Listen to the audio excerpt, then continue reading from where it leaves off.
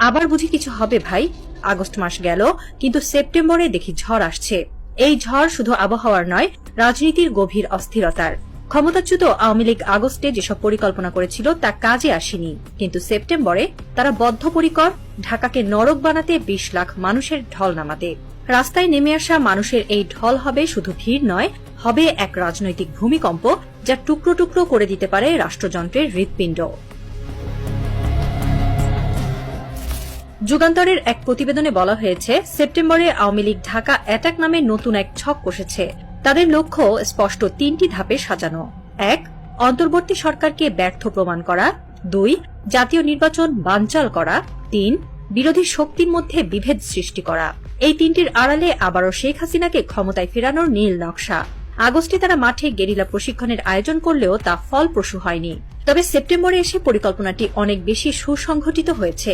মাঠ পর্যায়ে তৈরি করা হয়েছে এক ধরনের সেলুলার গেরিলা নেটওয়ার্ক, যেখানে সদস্যদের কোনো দৃশ্যমান রাজনৈতিক পরিচয় নেই।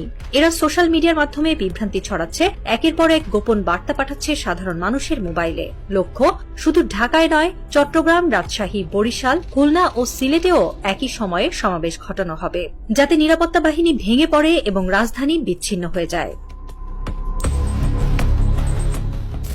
দিল্লিতে অবস্থিত সিআরআই অফিস এখন হয়ে উঠেছে ছায়া সরকারের সদর দপ্তর। প্রতিদিনই সেখানে বৈঠক বসছে ভারতীয় থিঙ্ক ট্যাঙ্ক, মিডিয়া কনসালটেন্ট ও লবিস্টদের সঙ্গে। ভারতীয় সাংবাদিকরা বাংলাদেশের খবর পরিবেশনের নামে বিকৃত চিত্র তৈরি করছে।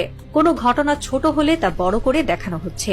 মানুষকে বোঝানো হচ্ছে আগেই ভালো ছিলাম, অর্থাৎ নানা অঘটন ঘটিয়ে দেশে এমন পরিস্থিতি তৈরি করা হচ্ছে যেন জনগণ নিজেরাই বলতে শুরু করে স্বৈরাচার হাসিনাই ভালো ছিলেন। প্রফেসর ইউনূসের নেতৃত্বাধীন সরকারের প্রতি আস্থা নষ্ট করাই এই প্রচারণার মূল লক্ষ্য।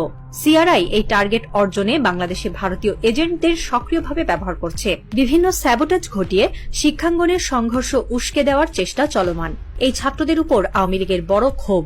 বিশ্ববিদ্যালয় পড়ুয়া মধ্যবিত্ত তরুণদের কারণে ক্ষমতা হারিয়ে দিল্লি পাড়ি দিয়েছিলেন হাসিনা। ঢাকা অ্যাটাকের দ্বিতীয় ও চূড়ান্ত ধাপে উল্লেখ করা হয়েছে টার্গেট যমুনা। প্রধান উপদেষ্টা প্রফেসর মোহাম্মদ ইউনূসের অফিস। সিআরআই এর পরিকল্পনা স্পষ্ট, এই কেন্দ্রকে ধ্বংস করা। বিভিন্ন উসিলা দাবি দেওয়ার ব্যানারে ইতিমধ্যেই সেখানে রেকি করা হয়েছে। কখনো মানববন্ধনের নামে, কখনো স্মারকলিপি দেওয়ার নামে এই কার্যালয়ের চারপাশে ভিড় তৈরি করে পরিস্থিতি পর্যবেক্ষণ করা হচ্ছে। পরিকল্পনা অনুযায়ী সঠিক মুহূর্তে এই যমুনা ঘেরাও করা হবে। প্রাথমিকভাবে শান্তিপূর্ণ কর্মসূচির আড়ালে জনসমাগম ঘটানো হবে, এরপর ধীরে ধীরে অবরোধে রূপ দেওয়া হবে। একবার পুরো কার্যালয় অবরুদ্ধ হলে সেটি হবে রাজনৈতিক প্রতিরোধ ভাঙার সবচেয়ে বড় আঘাত। সিআরআই এর এই পরিকল্পনা কেবল প্রতীকী নয়, বরং এটি দীর্ঘমেয়াদী কৌশল। উদ্দেশ্য হল প্রফেসর ইউনূসকে একঘরে করা, তার অফিসকে আন্তর্জাতিকভাবে দুর্বল করে দেওয়া এবং প্রতিরোধের মনোবল ভেঙে দেওয়া। বিশেষজ্ঞদের মতে আওয়ামী লীগের এই লক্ষ্য অর্জন মানেই হবে প্রতিরোধ আন্দোলনের মেরুদণ্ডে আঘাত। তারা এটিকে বলছেন ডেকাপিটেশন স্ট্র্যাটেজি, অর্থাৎ নেতৃত্বের কেন্দ্রকে অবরুদ্ধ করে পুরো কাঠামোকে অসাড় করে দেওয়া। প্রতিদিন ফেসবুক, ইউটিউব, এক্সে ভেসে বেড়াচ্ছে শত শত ভিডিও, লাইভ আর পোস্ট। আওয়ামী লীগ ঘনিষ্ঠদের তথ্য অনুযায়ী মাসিক প্রায় ২০ কোটি টাকার বেশি বাজেট বরাদ্দ করা হয়েছে এই মিডিয়া অপারেশনের জন্য।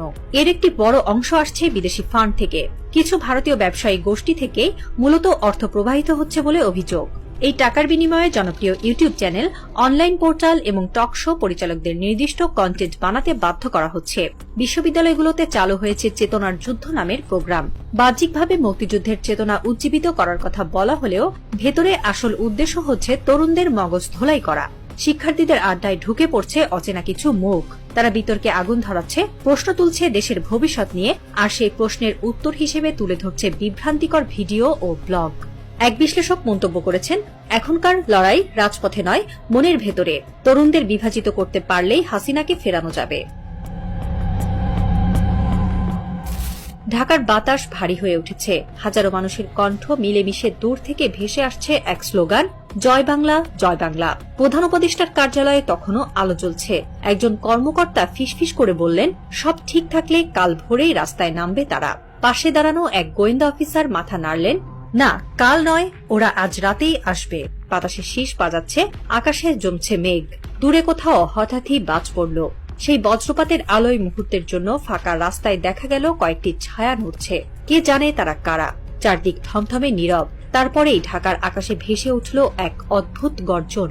এটা কি ঝড়ের শব্দ নাকি 20 লাখ মানুষের পদচারণার ধ্বনি?